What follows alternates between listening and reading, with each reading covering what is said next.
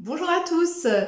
Aujourd'hui, je ne viens pas vous lire une histoire pour les enfants, je viens vous lire une histoire pour les ados, les adultes qui sont restés de grands enfants. Je vais vous lire les 7 premiers chapitres du Petit Prince d'Antoine de Saint-Exupéry. Donc c'est une histoire à écouter et à réécouter pour entendre tous les messages subtils qu'a voulu nous faire passer Antoine de Saint-Exupéry. N'hésitez pas à faire une pause, à réécouter un chapitre. Je vous mets dans la description de la vidéo le timing des chapitres pour que vous puissiez directement aller dessus. Donc j'espère que ça vous plaira. N'hésitez pas à me laisser vos commentaires. Et je vous souhaite une bonne écoute et à bientôt. Le Petit Prince d'Antoine de Saint-Exupéry. À Léon Verte. Je demande pardon aux enfants d'avoir dédié ce livre à une grande personne. J'ai une excuse sérieuse. Cette grande personne est le meilleur ami que j'ai au monde. J'ai une autre excuse. Cette grande personne peut tout comprendre, même les livres pour enfants. J'ai une troisième excuse. Cette grande personne habite la France où elle a faim et froid. Elle a bien besoin d'être consolée. Si toutes ces excuses ne suffisent pas, je veux bien dédier ce livre à l'enfant qui a été autrefois cette grande personne. Toutes les grandes personnes ont d'abord été des enfants, mais peu d'entre elles s'en souviennent. Je corrige donc ma dédicace à Léon Verte quand il était petit garçon. Chapitre 1.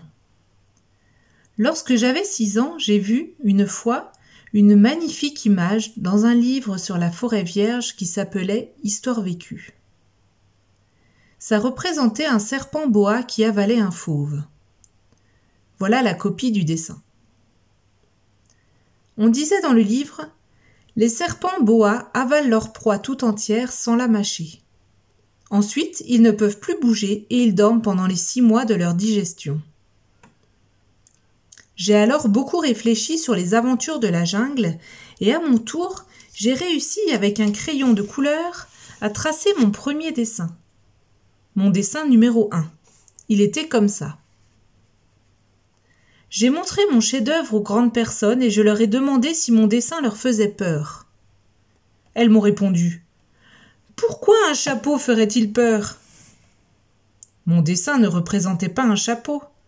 Il représentait un serpent boa qui digérait un éléphant. J'ai alors dessiné l'intérieur du serpent boa afin que les grandes personnes puissent comprendre. Elles ont toujours besoin d'explications. Mon dessin numéro 2 était comme ça. Les grandes personnes m'ont conseillé de laisser de côté les dessins de serpents boa ouverts ou fermés et de m'intéresser plutôt à la géographie, à l'histoire, au calcul et à la grammaire. C'est ainsi que j'ai abandonné, à l'âge de 6 ans, une magnifique carrière de peintre. J'avais été découragée par l'insuccès de mon dessin numéro 1 et de mon dessin numéro 2. Les grandes personnes ne comprennent jamais rien toutes seules et c'est fatigant pour les enfants de toujours et toujours leur donner des explications. J'ai donc dû choisir un autre métier et j'ai appris à piloter des avions. J'ai volé un peu partout dans le monde. Et la géographie, c'est exact, m'a beaucoup servi. Je savais reconnaître, du premier coup d'œil, la Chine de l'Arizona. C'est très utile si l'on s'est égaré pendant la nuit. J'ai ainsi eu, au cours de ma vie, des tas de contacts avec des tas de gens sérieux. J'ai beaucoup vécu chez les grandes personnes. Je les ai vus de très près. Ça n'a pas trop amélioré mon opinion. Quand j'en rencontrais une qui me paraissait un peu lucide, je faisais l'expérience sur elle de mon dessin numéro 1 que j'ai toujours conservé. Je voulais savoir si elle était vraiment compréhensive. Mais toujours elle me répondait « c'est un chapeau ». Alors je ne lui parlais ni de serpent boa, ni de forêt vierge, ni d'étoiles. Je me mettais à sa portée. Je lui parlais de bridge, de golf, de politique et de cravate. Et la grande personne était bien contente de connaître un homme aussi raisonnable. Chapitre 2. J'ai ainsi vécu seul, sans personne avec qui parler véritablement, jusqu'à une panne dans le désert du Sahara il y a 6 ans. Quelque chose s'était cassé dans mon moteur. et comme je n'avais avec moi ni mécanicien ni passager, je me préparais à essayer de réussir tout seul une réparation difficile. C'était pour moi une question de vie ou de mort. J'avais à peine de l'eau à boire pour 8 jours. Le premier soir, je me suis donc endormi sur le sol, à 1000 miles de toute terre habitée. J'étais bien plus isolé qu'un naufragé sur un radeau au milieu de l'océan. Alors vous imaginez ma surprise, au lever du jour, quand une drôle de petite voix m'a réveillée. Elle disait « S'il vous plaît, dessine-moi un mouton. »« Hein ? Dessine-moi un mouton. » J'ai sauté sur mes pieds comme si j'avais été frappé par la foudre. J'ai bien frotté mes yeux, j'ai bien regardé, et j'ai vu un petit bonhomme tout à fait extraordinaire qui me considérait gravement. Voilà le meilleur portrait que, plus tard, j'ai réussi à faire de lui. Mais mon dessin, bien sûr, est beaucoup moins ravissant que le modèle. Ce n'est pas ma faute. J'avais été découragée dans ma carrière de peintre par les grandes personnes à l'âge de 6 ans et je n'avais rien appris à dessiner sauf les boas fermés et les boas ouverts. Je regardais donc cette apparition avec des yeux tout ronds d'étonnement. N'oubliez pas que je me trouvais à 1000 miles de toute région habitée. Or, mon petit bonhomme ne me semblait ni égaré, ni mort de fatigue, ni mort de faim, ni mort de soif, ni mort de peur. Il n'avait en rien l'apparence d'un enfant perdu au milieu du désert, à 1000 miles de toute région habitée. Quand je réussis enfin à parler, je lui dis « Mais qu'est-ce que tu fais là ?» Et il me répéta alors tout doucement, comme une chose très sérieuse « S'il vous plaît, dessine-moi un mouton. » Quand le mystère est trop impressionnant, on n'ose pas désobéir. Aussi absurde que cela me sembla, à 1000 miles de tous les endroits habités et en danger de mort, je sortis de ma poche une feuille de papier et un stylographe. Mais je me rappelais alors que j'avais surtout étudié la géographie, l'histoire, le calcul et la grammaire, et je dis au petit bonhomme, avec un peu de mauvaise humeur, que je ne savais pas dessiner. Il me répondit « Ça ne fait rien. Dessine-moi un mouton. » Comme je n'avais jamais dessiné un mouton, je refis, pour lui, l'un des 2 seuls dessins dont j'étais capable. Celui du boa fermé. Et je fus stupéfait d'entendre le petit bonhomme me répondre « Non, non, je ne veux pas d'un éléphant dans un boa. Un boa, c'est très dangereux, et un éléphant, c'est très encombrant. Chez moi, c'est tout petit. J'ai besoin d'un mouton. Dessine-moi un mouton. » Alors j'ai dessiné. Il regarda attentivement, puis « Non, celui-là est déjà très malade. Fais-en un autre. » Je dessinai.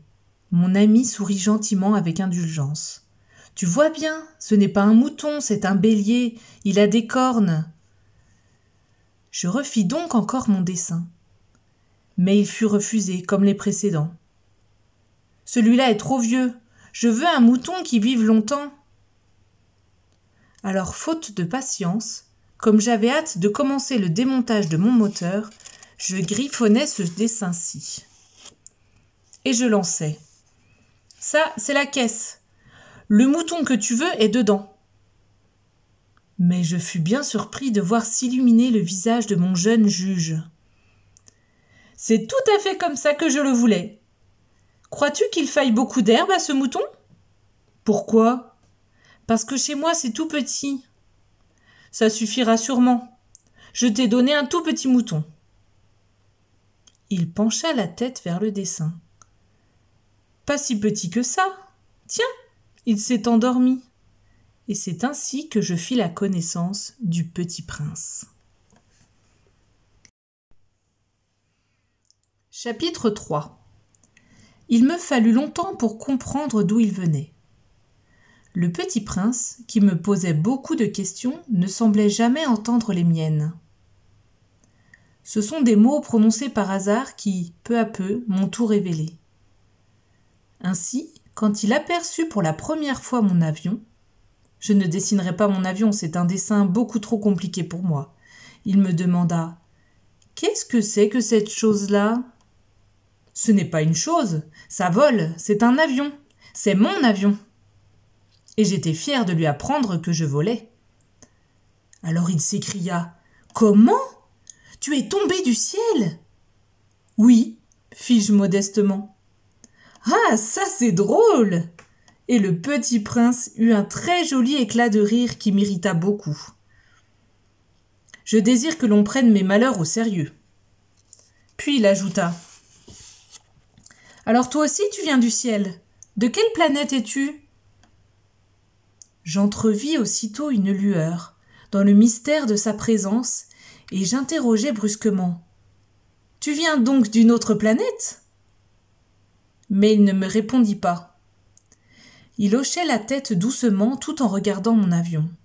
« C'est vrai que là-dessus, tu ne peux pas venir de bien loin. » Et il s'enfonça dans une rêverie qui dura longtemps.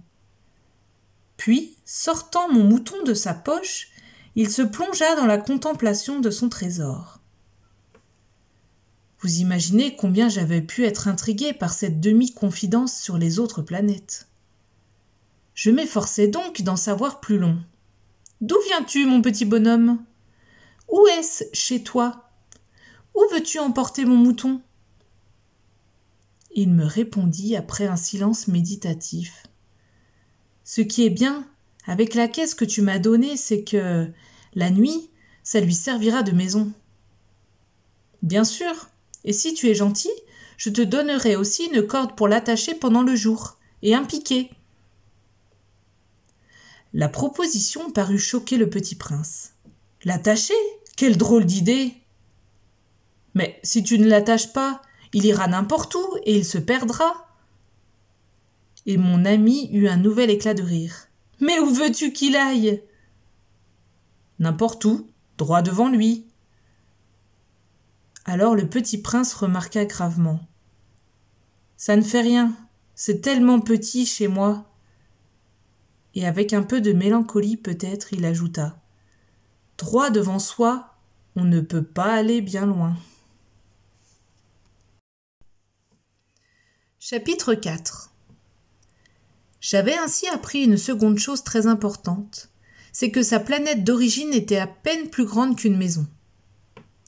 Ça ne pouvait pas m'étonner beaucoup. Je savais bien qu'en dehors des grosses planètes comme la Terre, Jupiter, Mars, Vénus, auxquelles on a donné des noms, il y en a des centaines d'autres qui sont quelquefois si petites qu'on a beaucoup de mal à les apercevoir au télescope. Quand un astronome découvre l'une d'elles, il lui donne pour nom un numéro.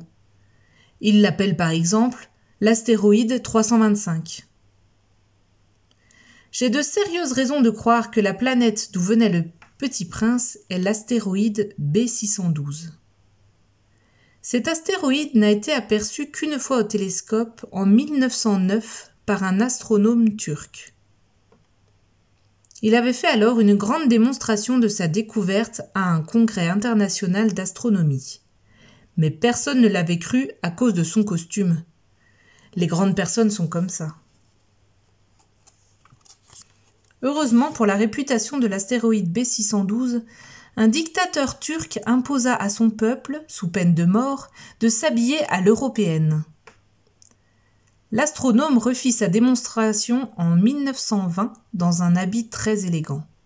Et cette fois-ci, tout le monde fut de son avis. Si je vous ai raconté ces détails sur l'astéroïde B612 et si je vous ai confié son numéro, c'est à cause des grandes personnes. Les grandes personnes aiment les chiffres. Quand vous leur parlez d'un nouvel ami, elles ne vous questionnent jamais sur l'essentiel. Elles ne vous disent jamais « Quel est le son de sa voix ? Quels sont les jeux qu'il préfère ? Est-ce qu'il collectionne les papillons ?» Elles vous demandent « Quel âge a-t-il ? Combien a-t-il de frères ? Combien pèse-t-il ? Combien gagne son père ?» Alors seulement elles croient le connaître. Si vous dites aux grandes personnes « J'ai vu une belle maison en briques roses avec des géraniums aux fenêtres et des colombes sur le toit », elles ne parviennent pas à s'imaginer cette maison. Il faut leur dire « J'ai vu une maison de 100 000 francs ». Alors elles s'écrient « comme c'est joli !» Ainsi, si vous leur dites « La preuve que le petit prince a existé, c'est qu'il était ravissant, qu'il riait et qu'il voulait un mouton. » Quand on veut un mouton, c'est la preuve qu'on existe. Elles hausseront les épaules et vous traiteront d'enfant. Mais si vous leur dites « La planète d'où il venait est l'astéroïde B612 », alors elles seront convaincues et elles vous laisseront tranquille avec leurs questions. Elles sont comme ça. Il ne faut pas leur en vouloir. Les enfants doivent être très indulgents envers les grandes personnes. Mais bien sûr, nous qui comprenons la vie, nous nous moquons bien des numéros. J'aurais aimé commencer cette histoire à la façon des contes de fées. J'aurais aimé dire « Il était une fois un petit prince qui habitait une planète à peine plus grande que lui et qui avait besoin d'un ami. » Pour ceux qui comprennent la vie, ça aurait eu l'air beaucoup plus vrai. Car je n'aime pas qu'on lise mon livre à la légère. J'éprouve tant de chagrin à raconter ces souvenirs. Il y a 6 ans déjà que mon ami s'en est allé avec son mouton. Si j'essaie ici de le décrire, c'est afin de ne pas l'oublier. C'est triste d'oublier un ami. Tout le monde n'a pas eu un ami. Et je puis devenir comme les grandes personnes qui ne s'intéressent plus qu'aux chiffres. C'est donc pour ça encore que j'ai acheté une boîte de couleurs et des crayons. C'est dur de se remettre au dessin, à mon âge, quand on n'a jamais fait d'autres tentatives que celle d'un boa fermé et celle d'un boa ouvert à l'âge de 6 ans. J'essaierai bien sûr de faire des portraits le plus ressemblants possible. Mais je ne suis pas tout à fait certain de réussir. Un dessin va et l'autre ne ressemble plus. Je me trompe un peu aussi sur la taille. Ici, le petit prince est trop grand. Là, il est trop petit. J'hésite aussi sur la couleur de son costume. Alors je tâtonne comme ci et comme ça, tant bien que mal. Je me tromperai enfin sur certains détails plus importants. Mais ça, il faudra me le pardonner. Mon ami ne donnait jamais d'explication. Il me croyait peut-être semblable à lui. Mais moi, malheureusement, je ne sais pas voir les moutons à travers les caisses. Je suis peut-être un peu comme les grandes personnes. J'ai dû vieillir. Chapitre 5. Chaque jour, j'apprenais quelque chose sur la planète, sur le départ, sur le voyage. Ça venait tout doucement, au hasard des réflexions. C'est ainsi que, le 3e jour, je connus le drame des baobabs. Cette fois-ci encore, ce fut grâce aux moutons, car brusquement le petit prince m'interrogea, comme pris d'un doute grave. « C'est bien vrai, n'est-ce pas, que les moutons mangent les arbustes ?»« Oui, c'est vrai. »« Ah, je suis content !» Je ne compris pas pourquoi il était si important que les moutons mangeassent les arbustes. Mais le petit prince ajouta « Par conséquent, ils mangent aussi les baobabs ?» Je fis remarquer au petit prince que les baobabs ne sont pas des arbustes, mais des arbres grands comme des églises, et que, si même il emportait avec lui tout un troupeau d'éléphants, ce troupeau ne viendrait pas à bout d'un seul baobab. L'idée du troupeau d'éléphants fit rire le petit prince. Il faudrait les mettre les uns sur les autres. Mais il remarqua avec sagesse. Les baobabs, avant de grandir, ça commence par être petit. C'est exact. Mais pourquoi veux-tu que tes moutons mangent les petits baobabs ? Il me répondit « Ben, voyons !» comme s'il s'agissait là d'une évidence. Et il me fallut un grand effort d'intelligence pour comprendre à moi seul ce problème. Et en effet, sur la planète du Petit Prince, il y avait, comme sur toutes les planètes, de bonnes herbes et de mauvaises herbes. Par conséquent, de bonnes graines de bonnes herbes et de mauvaises graines de mauvaises herbes. Mais les graines sont invisibles. Elles dorment dans le secret de la terre jusqu'à ce qu'il prenne fantaisie à l'une d'elles de se réveiller. Alors elles s'étirent et poussent d'abord timidement vers le soleil une ravissante petite brindille inoffensive. S'il s'agit d'une brindille de radis ou de rosier, on peut la laisser pousser comme elle veut. Mais s'il s'agit d'une mauvaise plante, il faut arracher la plante aussitôt, dès qu'on a su la reconnaître. Or, il y avait des graines terribles sur la planète du Petit Prince. C'étaient les graines de baobab. Le sol de la planète en était infesté. Or, un baobab, si l'on s'y prend trop tard, on ne peut jamais plus s'en débarrasser. Il encombre toute la planète, il la perfore de ses racines. Et si la planète est trop petite, et si les baobabs sont trop nombreux, ils la font éclater. C'est une question de discipline, me disait plus tard le Petit Prince. Quand on a terminé sa toilette du matin, il faut faire soigneusement la toilette de la planète. Il faut s'astreindre régulièrement à arracher les baobabs dès qu'on les distingue d'avec les rosiers, auxquels ils ressemblent beaucoup quand ils sont très jeunes. C'est un travail très ennuyeux, mais très facile. Et un jour, il me conseilla de m'appliquer à réussir un beau dessin pour bien faire entrer ça dans la tête des enfants de chez moi. S'ils voyagent un jour, me disait-il, ça pourra leur servir. Il est quelquefois sans inconvénient de remettre à plus tard son travail. Mais s'il s'agit des baobabs, c'est toujours une catastrophe. J'ai connu une planète habitée par un paresseux. Il avait négligé 3 arbustes. Et, sur les indications du Petit Prince, j'ai dessiné cette planète-là. Je n'aime guère prendre le ton d'un moraliste. Mais le danger des baobabs est si peu connu, et les risques courus par celui qui s'égarerait dans un astéroïde sont si considérables que, pour une fois, je fais exception à ma réserve. Je dis « Enfants, faites attention aux baobabs !» C'est pour avertir mes amis d'un danger qu'ils frôlaient depuis longtemps, comme moi-même sans le connaître, que j'ai tant travaillé ce dessin-là. La leçon que je donnais en valait la peine. Vous vous demanderez peut-être pourquoi n'y a-t-il pas dans ce livre d'autres dessins aussi grandioses que le dessin des baobabs ? La réponse est bien simple. J'ai essayé, mais je n'ai pas pu réussir. Quand j'ai dessiné les baobabs, j'ai été animé par le sentiment de l'urgence. Chapitre 6. Ah, Petit Prince, j'ai compris, peu à peu, ainsi, ta petite vie mélancolique. Tu n'avais eu longtemps pour distraction que la douceur des couchers de soleil. J'ai appris ce détail nouveau le 4e jour au matin quand tu m'as dit « J'aime bien les couchers de soleil. Allons voir un coucher de soleil. » Mais il faut attendre. Attendre quoi ? Attendre que le soleil se couche.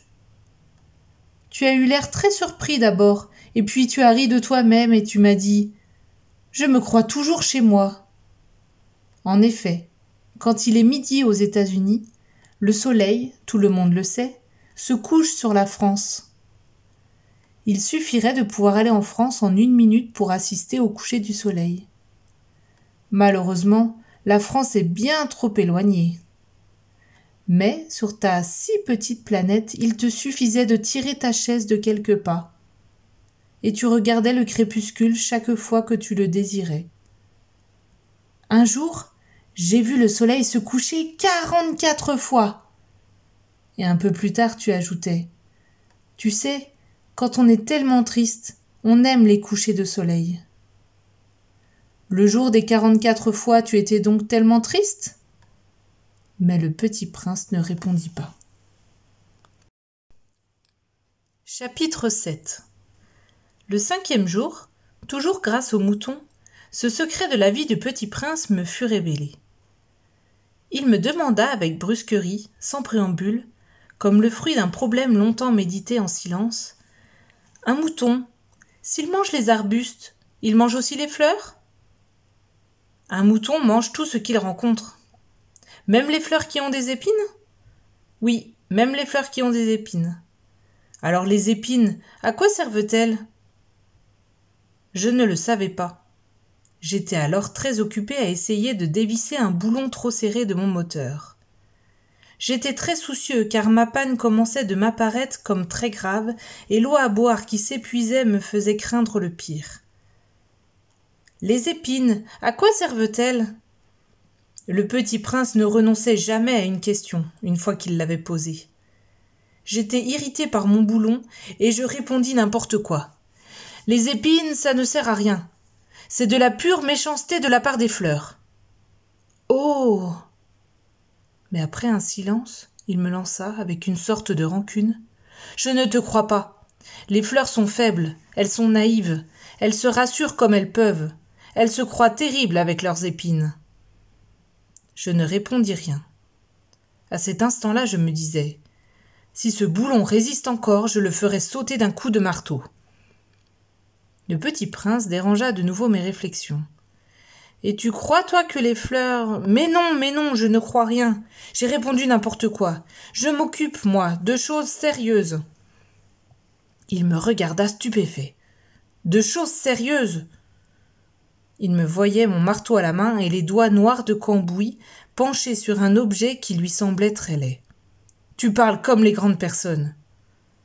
Ça me fit un peu honte. Mais impitoyable, il ajouta. Tu confonds tout, tu mélanges tout. Il était vraiment très irrité. Il secouait au vent des cheveux tout dorés. Je connais une planète où il y a un monsieur cramoisi. Il n'a jamais respiré une fleur. Il n'a jamais regardé une étoile. Il n'a jamais aimé personne. Il n'a jamais rien fait d'autre que des additions. Et toute la journée, il répète comme toi. Je suis un homme sérieux, je suis un homme sérieux. Et ça le fait gonfler d'orgueil. Mais ce n'est pas un homme, c'est un champignon. Un quoi? Un champignon. Le petit prince était maintenant tout pâle de colère. Il y a des millions d'années que les fleurs fabriquent des épines. Il y a des millions d'années que les moutons mangent quand même les fleurs. Et ce n'est pas sérieux de chercher à comprendre pourquoi elles se donnent tant de mal pour se fabriquer des épines qui ne servent jamais à rien? Ce n'est pas important la guerre des moutons et des fleurs? Ce n'est pas plus sérieux et plus important que les additions d'un gros monsieur rouge? Et si je connais, moi, une fleur unique au monde qui n'existe nulle part, sauf dans ma planète, et qu'un petit mouton peut anéantir d'un seul coup, comme ça, un matin, sans se rendre compte de ce qu'il fait, ce n'est pas important, ça. Il rougit, puis reprit. Si quelqu'un aime une fleur qui n'existe qu'un exemplaire dans les millions et les millions d'étoiles, ça suffit pour qu'il soit heureux quand il les regarde. Il se dit « Ma fleur est là, quelque part ». Mais si le mouton mange la fleur, c'est pour lui comme si, brusquement, toutes les étoiles s'éteignaient. Et ce n'est pas important, ça. Il ne put rien dire de plus. Il éclata brusquement en sanglots. La nuit était tombée. J'avais lâché mes outils. Je me moquais bien de mon marteau, de mon boulon, de la soif et de la mort. Il y avait, sur une étoile, une planète, la mienne, la terre, un petit prince à consoler. Je le pris dans les bras, je le berçai. Je lui disais « La fleur que tu aimes n'est pas en danger. Je lui dessinerai une muselière à ton mouton. Je te dessinerai une armure pour ta fleur. Je ne savais pas trop quoi dire. Je me sentais très maladroit. Je ne savais comment l'atteindre ou le rejoindre. C'est tellement mystérieux le pays des larmes.